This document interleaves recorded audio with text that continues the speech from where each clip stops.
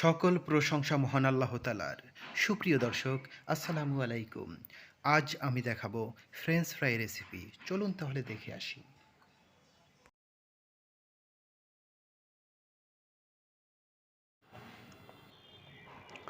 দর্শক, আমরা এখানে মিডিয়াম সাইজের দুটি আলু নিয়েছি। প্রতিটি আলুকে মাঝখান দিয়ে সমান দুই ভাগে ভাগ করব এবং আবার অর্ধেকটাকে দুটো ভাগ করব। এভাবে প্রতিটি আলুকে 4 টুকরো করে নেব।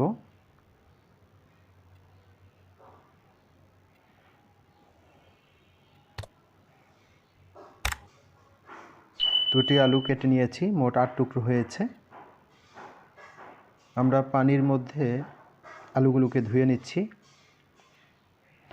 এ পর্যায়ে চুলায় একটি পাত্র বসিয়ে নিয়েছি এবং পানি দিয়েছি। পানির মধ্যে আলুগুলোকে আমরা সিদ্ধ করে নেব। আলুগুলো সিদ্ধ হয়ে গেছে। এ পর্যায়ে চামচ দিয়ে আলুগুলোকে ভালোভাবে পিষিয়ে নেব, যাতে করে আলুর কোনো টুকরো না থাকে।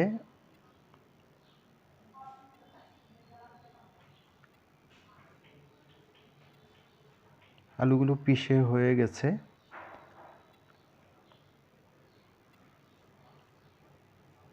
এর মধ্যে দিয়ে দিচ্ছি আধা চামচ বেকিং পাউডার, দিয়ে দিচ্ছি স্বাদ মতো লবণ,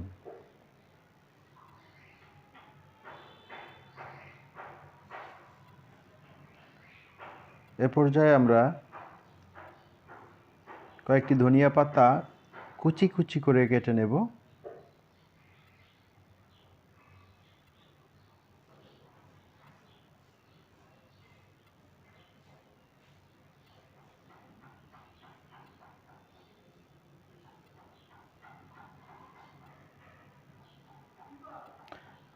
এরপরে ধনিয়া পাতাগুলো দিয়ে দিচ্ছি এবং আলুর সাথে ভালোভাবে মিক্স করে নিচ্ছি।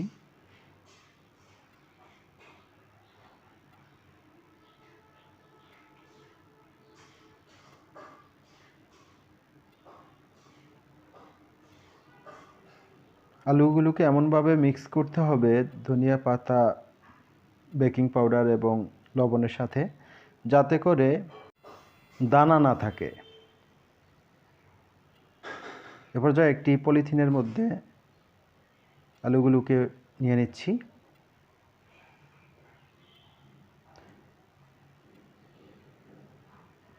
এবং পলিথিনের কোণাটাকে আমরা কেটে নেব।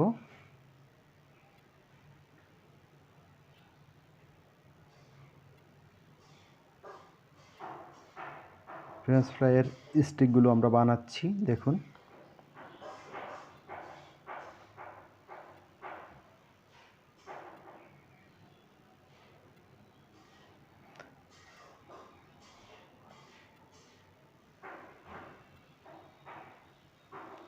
এ পর্যায়ে চুলায় একটি কড়াই বসিয়ে নিয়েছি, দিয়ে দিচ্ছি পরিমাণ মতো তেল। এবার ভেজে নেব। তেল গরম হয়ে গেছে।